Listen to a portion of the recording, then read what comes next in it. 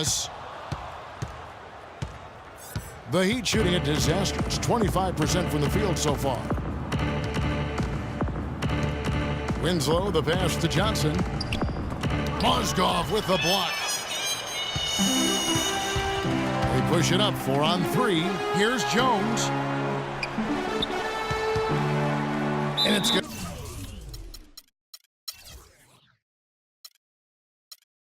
Going to be a 3-second call. Josh McRoberts is checked in for Winslow. Josh McRoberts.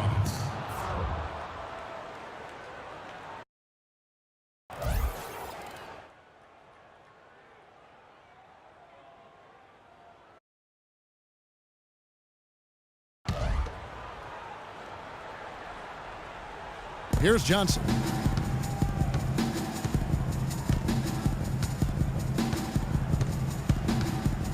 Out left to the wing.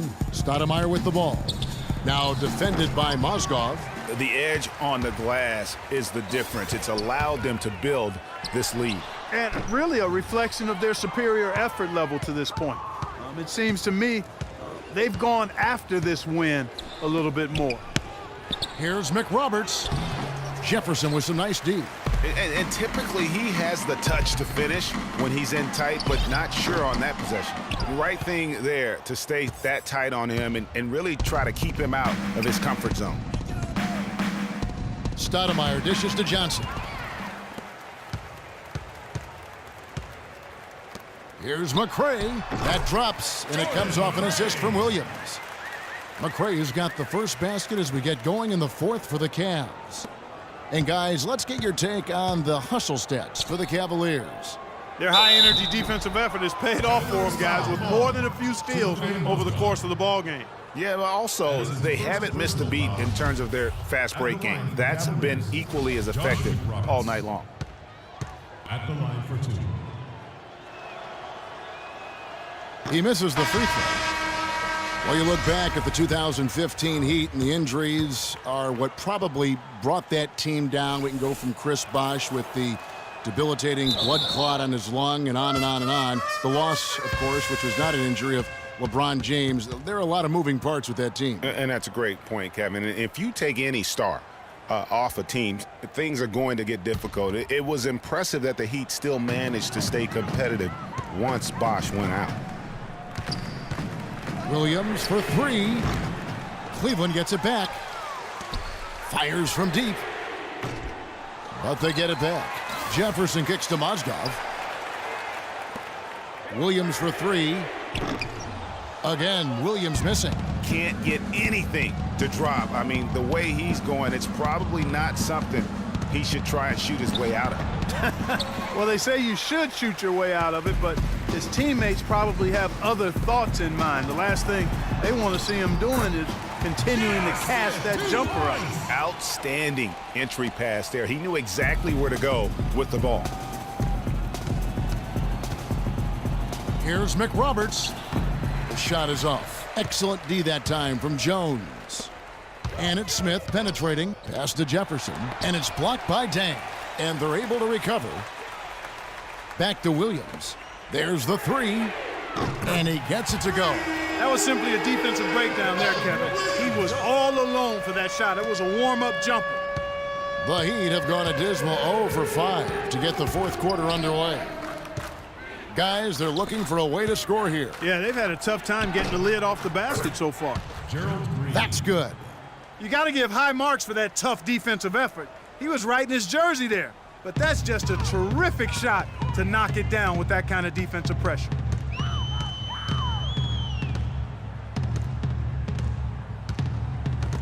And taken away by Johnson.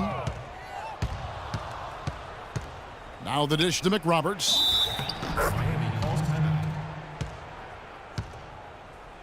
Timeout called the Heat. Well, I think it's been said about 1,000 times now how Coach Spoelstra started as a video coordinator with the Heat, but he's been with the organization for so long, these are starting to become synonymous. You know, he just, like every other coach, can't stand when the defense gives up points on the inside, and boy, are they struggling in there. Yeah, well, they're getting pummeled in there, so you've got to figure out a way to make some adjustments to try to change that around, and That's why he needed the timeout. Channing Frye's checked in for Cleveland. And Miami with a change here, too. Richardson, he's checked in for Gerald Green. Greg, as you said, Spoelstra has been with the Heat for so long now in his 8th season.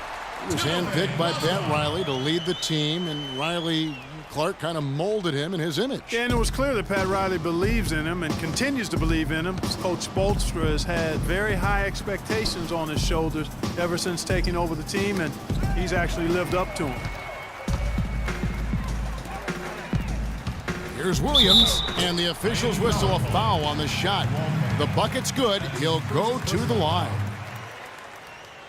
And Miami making a change here. Winslow's checked in. Free throw no good for Williams. You know, it was a bit of a roller coaster year for Mo Williams. I mean, he had that 50-point breakout game, but then later traded away to the Hornets. Winslow, the pass to Johnson. Smith with some nice D. And a big lead for them on both the scoreboard and the backboard thus far. Yeah, rebounding has been a big key in this one, Greg. They've asserted their will and have taken control on the glass. Well, and of course, Mo Williams, Clark, shipped to the Hornets for their playoff push and helped out there. I thought overall, Kevin, Mo had a really strong year given his age. Probably his most productive season since his early 20s. And good defense there to play up and get a hand in the face. Well, he's got a tough mindset. He's confident as a defender. And when you combine those two things, it makes it real hard to score on him. Well, guys, this was never really a contest. Just a total obliteration, if you will. And you can safely say mission accomplished now for the Cavaliers. You're right, Steve. It was a standout performance across the board.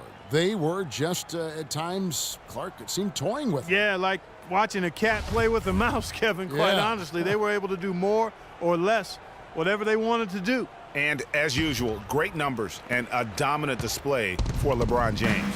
He was extremely efficient offensively, got good looks, and really knocked down big shots all game long. Timeout called, the Heat. They trail by 49. 1:10 left in the game. Amari Stoudemire, with the change of scenery last season, was bought out by the Knicks, signed with the Mavs midway through the season. That was the best thing to happen to Stoudemire, in my opinion, Kevin. He got to play playoff basketball again, and we know that wasn't going to happen in New York. McRae's checked in for Cleveland. Here's Stoudemire. The 9-footer's on the mark.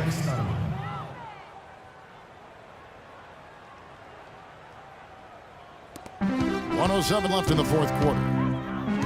And for Stoudemire last year, served as a backup big for the Mavs and was still as efficient as ever. That one will seal the deal there. They've exploded here at the end. Boy, I love the serious killer instinct they've shown, finishing strong. Richardson dishes to McRoberts. That's good. I don't think Stoudemire will ever be what he once was, but he is a valuable big to bring off the bench for a contending team in limited minutes. Cavs were one of the top teams in the East last year, and it was in large part to how strong they were at home. Boy, did they shoot it well from beyond the arc at home, Kevin. I mean, top 3 in the league in terms of three-point shooting. It does help to have LeBron, doesn't it? It does. That is a factor. There's 49 seconds left to play here in the fourth. And Williams, here we go. And there's the whistle, fouled hard on the shot. He'll go to the line. And, you know, for the Cavs at home, they ended with 31 wins there. Second best record in the East in that regard. A lot of those wins actually came after the All-Star break. And how about the Cavs last season? 18 straight home wins for them. Third longest home win streak in their history. And that home winning streak helped them jump from the middle of the playoff pack to the 2 seed. Johnson kicks to Stoudemire. From deep. And that's going to be too many steps. Gets the whistle on the travel. Not doing them any favors with those kinds of errors. Especially now, Greg, with every possession being so crucial.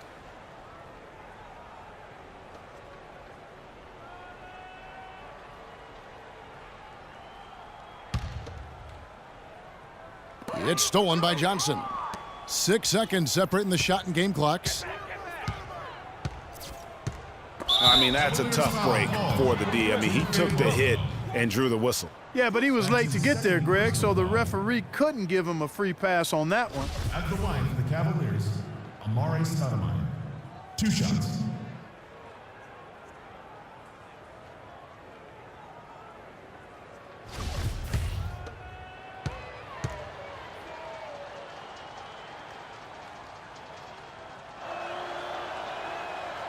No good on the free throw.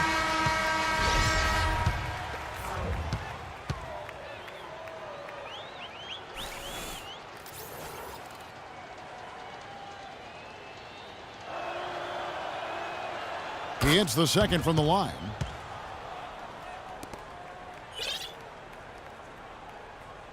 And it's the Cavaliers with the ball. They've allowed just 7 points here in the fourth quarter. And taken away by Johnson. Mick Roberts. Out of bounds. Cleveland will take possession. Cleveland ball.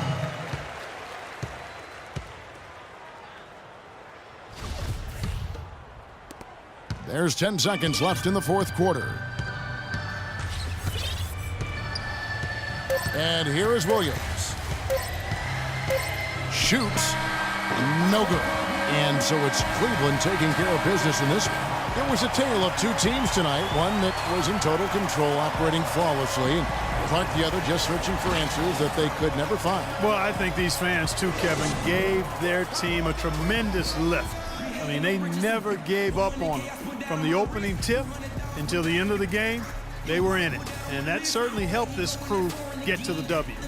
And now let's catch up with Doris Burke, who's standing by on the sideline. Doris? Thank you, Kevin. LeBron, tell us a bit about the energy out there tonight. It seemed like there was plenty of intensity on the floor. We knew that today was going to have that type of feel. It's 2 teams that have the same aspirations, and that's winning the NBA championships. The 2K Sports post-game show.